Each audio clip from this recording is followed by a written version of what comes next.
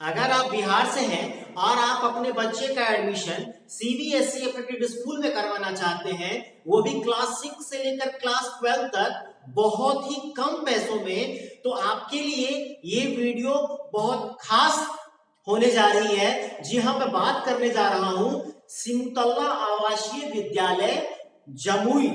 जी हाँ, सिमुतल्ला आवासीय विद्यालय जो झांझा ब्लॉक में पड़ता है और जमुई डिस्ट्रिक्ट में पड़ता है। दोस्तों, इसकी जो स्थापना हुई थी ना, वो 2010 में हुई थी। जब बिहार से झारखंड अलग हुआ था 2000 में, तो इंदिरा गांधी आवासीय विद्यालय एक थी और दूसरा था नेतरहाट विद्यालय, जो पहले बिहार में ही, बिहार झारखंड पहले एक था 2000 तक।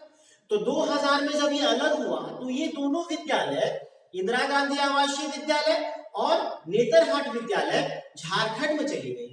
तब एक समस्या आई कि ये दोनों विद्यालय झारखंड चली गई है, तो बिहार में क्या है, तो बिहार में क्या किया जाए, तो इस चीज पे काम शुरू हुआ। और दोस्तों 9 वर्ष के बाद, आफ्टर 9 इयर्स, नीतीश कुमार जी ने उस टाइम शिक्षा मंत्रालय के प्रिंसिपल सेक्रेटरी, एचआरडी मिनिस्ट्री के principal secretary I think Anjali Kumar साहब थे, तो वो एक साल के अंदर, यानी कि 2000 अगस्त, आई थिंक 2019 अगस्त 2009 में एक कोर कमेटी की मीटिंग हुई और यह प्रस्ताव रखा गया कि एक ऐसे आवासीय विद्यालय की कल्पना की जाए जो उसके सब्स्टिट्यूट में हमारे यहाँ के बच्चे को भी, बिहार के बच्चे को भी मौका मिले और कम खर्च में वो अपने आप को संवार सके। जी हाँ, तो 2009 से लेकर 2010 के बीच में, यानी कि बहुत ही कम समय में इस विद्यालय की स्थापना की गई और जो फर्स्ट इसका बैच था वो 2010 में इसकी निकली। इसकी जो सबसे खास बात है, आप सबों ने देखा होगा कि 2015 में जब बोर्ड की एग्जाम हुई थी, 10th क्लास की एग्जाम हुई थी, तो 31 टॉपर थे, यानी कि 1 से लेकर 31 31 टॉपर थे, जिसमें शुरू से लेकर लास्ट 30 तक 30 बच्चे केवल और केवल सिमुतल्ला आवासीय विद्यालय के थे। तो ये सिमुतल्ला के लिए बहुत बड़ी अचीवमेंट है। दोस्तों, मैं एक एक करके पूरे इसको बता रहा हूं। तो एस्टेब्लिशमेंट हो गया, ब्लॉक हो गया, डिस्ट्रिक्ट हो गया। रिकॉर्ड जो मैंने बताया आपको वो 2015 में था। इसकी जो फॉर्म अवेलेबल होती है, इसकी फॉर्म कब फिल होती है, तो इसकी फॉर्म फिल होती है आपको लास्ट वीक ऑफ जुलाई। ध्यान दीजिएगा, किसी भी साल में, क्योंकि हर एक साल इसकी एंट्रेंस एग्जामिनेशन होती है, तो लास्ट वीक ऑफ जुलाई में इसकी फॉर्म आती है और कब तक होती है, तो फर्स्ट वीक ऑफ अगस्त तक इसकी फॉर्म फिल की जाती है। अब इसका एग्जामिनेशन कब होता है, तो एग्जामिनेशन इसका होता है अक्टूबर एंड नवंबर में। मैं आगे बात करूंगा, इसमें 2 तरह की एग्जाम होती है, एक फर्स्ट फेज होता है, एक सेकंड फेज होता है। एक में इसकी प्रिलिमिनरी एग्जामिनेशन और मेंस एग्जामिनेशन। तो अक्टूबर में जो होता है वो प्रीलिम्स होता है और नवंबर में मेंस होता है। और ये क्लास 6 के लिए एंट्रेंस होती है। एंट्रेंस का मतलब कि जो बच्चे क्लास 5 में पढ़ रहे होते हैं वो 6 के लिए अप्लाई करते हैं। अब बात आती है कि एज की, तो एज मिनिमम, कम से कम जो एज होना चाहिए वो 10 इयर्स होना चाहिए और ज्यादा से ज्यादा एज जो होना चाहिए वो 12 इयर्स होना चाहिए। दोस्तों, मैं बार बार कहता हूं कि एज फाइंड आउट करने के लिए मैं सबसे पहले वीडियो बना चुका हूं, मैं डिस्क्रिप्शन में उस वीडियो का लिंक डाल दूंगा, आप वहां से उस वीडियो को देख सकते हैं, कोई परेशानी नहीं होगी इसे समझने में। अब ऑनलाइन एप्लीकेशन फॉर्म सबमिट करने में पैसे कितने लगते हैं, तो जो जनरल कैटेगरी के बच्चे होते हैं, जो ईडब्ल्यूएस होते हैं, इकोनॉमिक वीकर सेक्शन के जो बच्चे होते हैं, बीसी होते हैं, उनको 200 रुपए लगेगा और जो एससी एसटी कैटेगरी के बच्चे होते हैं उनको केवल और केवल 50 रुपए लगेगा। ये किसके अंदर काम करता है, ये जो विद्यालय है सिमुतल्ला विद्यालय, ये बिहार सरकार के अंदर है और ये विद्यालय सीबीएसई एफिलिएटेड स्कूल से क्या है, यानी कि सीबीएसई से एफिलिएटेड स्कूल है। बोलते हैं ना कि सीबीएसई से एफिलिएशन, जी हाँ, तो ये सीबीएसई से एफिलिएटेड स्कूल है।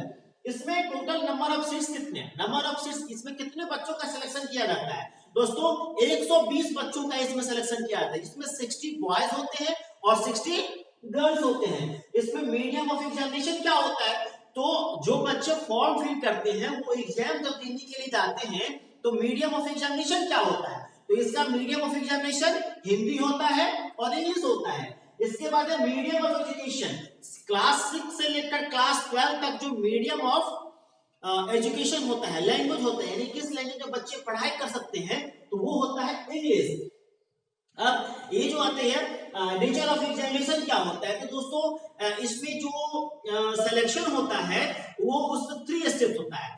तो आप कह सकते हैं कि नेचर ऑफ एग्जामिनेशन तो पहला होता है फर्स्ट फेज प्रीलिम्स जिसे हम कहते हैं, सेकंड फेज होता है मेंस, और थर्ड जो होता है वो डॉक्यूमेंट वेरिफिकेशन होता है। तो आइए इसके बाद हम लोग देखते हैं नेचर ऑफ एग्जामिनेशन के बारे में।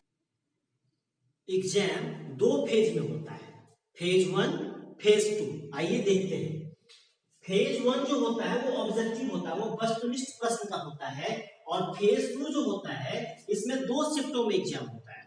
ध्यान दीजिएगा, फेज 1 का जो एग्जाम होता है वो केवल एक शिफ्ट में होता है, और फेज 2 का जो एग्जाम होता है वो 2 शिफ्टों में होता है, जो कि पहला होता है डिस्क्रिप्टिव और दूसरा होता है ऑब्जेक्टिव। डिस्क्रिप्टिव में लिखना होता है। आइए देखते हैं कि फेज 1 में कौन कौन से क्वेश्चंस आते हैं, किस किस सब्जेक्ट से क्वेश्चंस आते हैं।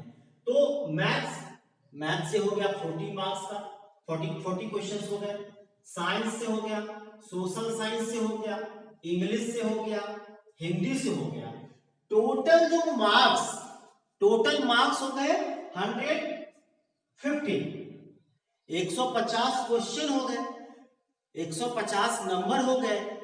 तो इच क्वेश्चंस के लिए 1 नंबर हो गया, और जो टाइम अलॉट किया जाता है, टाइम दिया जाता है वो 150 मिनट्स यानी कि 2.5 घंटे दिए जाते हैं। ठीक है, अब बात आती है सेकेंड फेज की एग्जाम, जिसे मेंस बोलते हैं। मेंस में क्या होता है, डिस्क्रिप्टिव भी होता है और ऑब्जेक्टिव भी होता है।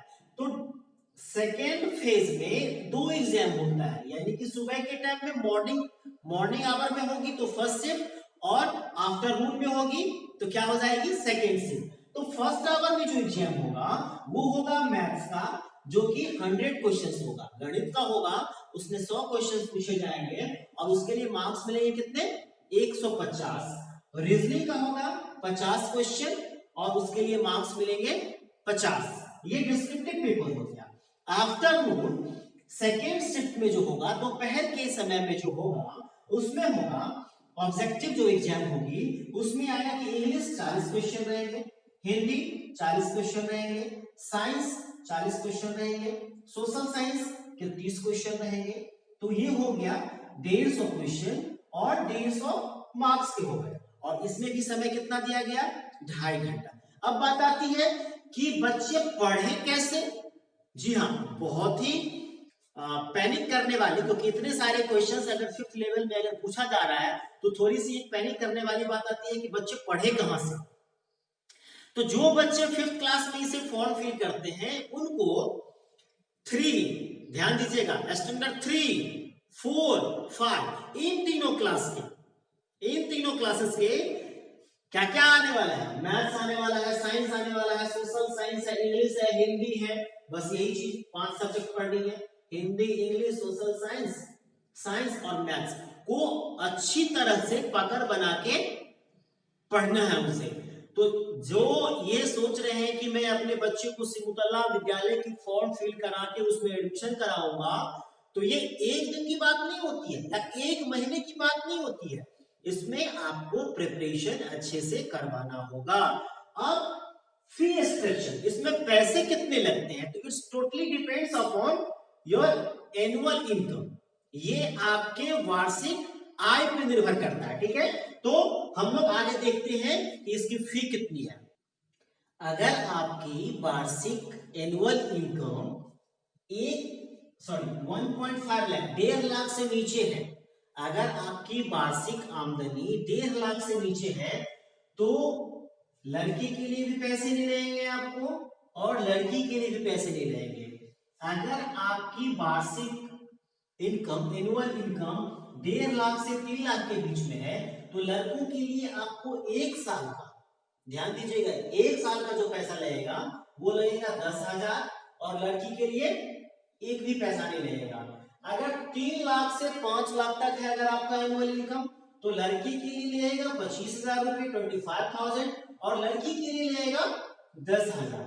अगर आपकी एनुअल इनकम 5 लाख से 7.5 लाख रुपए तक है तो आपको लगेंगे लड़की के लिए 40,000 और लड़की के लिए 25,000।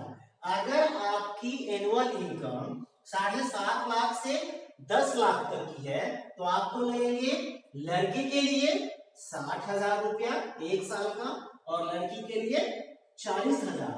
अगर आपकी वार्षिक एनुअल इनकम 10 लाख से 15 लाख तक है तो आपको लगेगा 1 साल, आपके लड़के के लिए लेंगे कितने पैसे 1 लाख रुपया 1 साल का और लड़की के लिए 60,000 60,000 रुपया।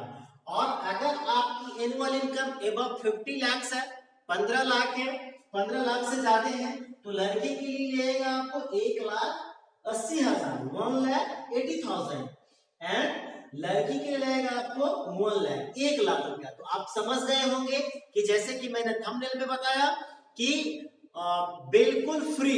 तो अब आप समझ गए होंगे कि आपके बच्चे का एडमिशन इसमें कैसे फ्री में होगा। दोस्तों आप सबों से एक रिक्वेस्ट, जाते जाते मैं एक रिक्वेस्ट आप सबों से करते जा रहा हूं कि इस वीडियो को ज्यादा से ज्यादा शेयर करें, ज्यादा से ज्यादा उन बच्चों तक पहुंचाएं, ज्यादा से ज्यादा उन पेरेंट्स तक पहुंचाएं जो इस के बारे में जानने के इच्छुक हैं और वो अपने बच्चों को फॉर्म फिल करवाना चाहते हैं। Thank you.